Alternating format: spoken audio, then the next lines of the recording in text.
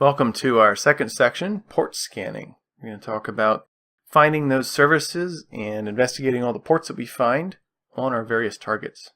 This is the TCP Handshake scan options video, where we're going to go through all the different options of investigating the ports that are available on our various targets using TCP. So far with our Nmap usage, we've been identifying hosts. We've been finding them, adding them to our target list, making sure that they are up. Now we're actually going to take a look at what ports are available, and by determining what ports are available, we can also determine what services are running and what applications are running on those various ports.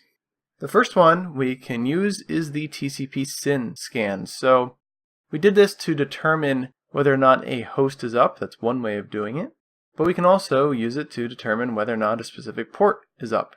So we can send a bunch of packets for however many ports we want to try and investigate to a specific target that we know is up, sending SYN packets for every single port. So let's say we're testing the top 100 ports. We're doing a fast scan in Nmap. You're testing the top 100 TCP ports on a specific device that we know is up. It's going to send 100 TCP SYN packets to that host to try and find which ones are open. If we receive a SYN-ACK in response, then the TCP port is open on that device. The firewall, whatever may be between us and it, is allowing it. We have a full connection. So we can then in turn send an acknowledgement and create a connection and access that service.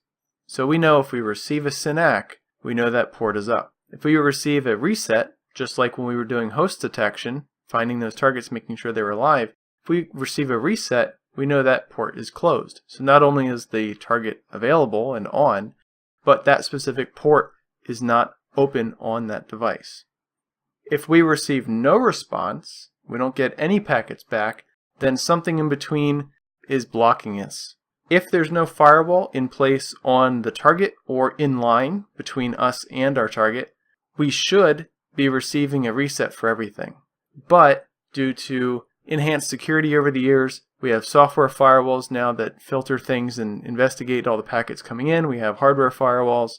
If there's a firewall in place for any of these TCP or UDP, anything, if we have any firewall in place for any of these packets we try to send with Nmap and we get no response back at all, that packet has been dropped. And when it's dropped, it's considered being filtered. But we are specifically concerned about, most of the time, open and closed ports. So if we receive a packet back and it's a SYN-ACK, it's open.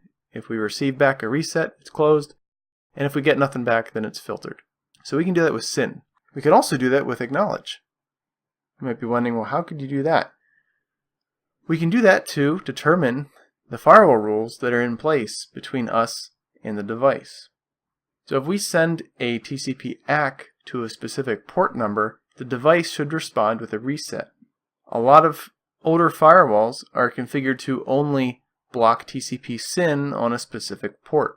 But if we send a TCP ACK, it may let that through. So it's kind of a stealthy way of using standard TCP functionality to see if a port is open. Because if we get a reset back, then we know that it's closed. If we get a SYN-ACK back, then we know that it's open. So we can send a TCP ACK to see if there's a firewall rule if maybe the TCP SYN didn't make it through. And then we can also do a TCP Connect. So if we do ST for Connect, then it will do the full handshake, that full three-way handshake. We'll do a SYN, SYN-ACK, ACK. If that port's open, we get a socket connection. You hear people talk about sockets. That's what a socket connection is. We have that TCP handshake on a specific port number. Maybe it's port 80, port 23, whatever it may be. Let's go ahead and do a scan. And we will scan a specific device that I know is open. And we see that we have a bunch of ports. So we did a bunch of TCP SYNs here, and we saw a whole bunch of ports that are open.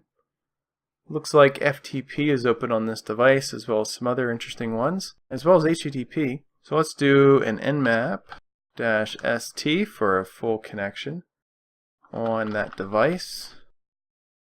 So we can see that took quite a lot longer this time because we had to do all those three-way handshakes and wait for timeouts for all these different ports. Nmap tested about 1,000 ports there. So it had to wait for all those different 1,000 ports to time out. With TCP takes quite a while. So we went through and did a three-way handshake on all these open ports. Now when you terminate a TCP connection, there's a four-way handshake to terminate. You have a Fin ACK and then a Fin ACK from the other side. So we can send a Fin bit, a TCP packet with the Fin flag turned on in the header, to one of our targets to see if we get some sort of response. If we send a TCP Fin, which should be terminating an existing TCP connection, to a port on a device, and there's no connection there, the device will send back a reset if that port is closed. Because due to the RFC, if it receives any sort of packet related to a connection that doesn't exist, it should send a reset. So even though we're trying to terminate the connection that doesn't exist, with the Fin, it's going to send a reset to tell us that stop doing whatever you're doing, just start over because I've missed something. So we have a couple options here. You can kind of mix and match the bits however you want to attempt, depending on the system and depending on what firewall may be in place. Some things may get through, some things may not. So you can have it send with no additional header bits set. You can have it send with the Fin bit set. You can have some push and urgent bits set as well. Kind of up to you how you want to craft your TCP Fin packet. But you can send it to that target, see if it responds back with a reset.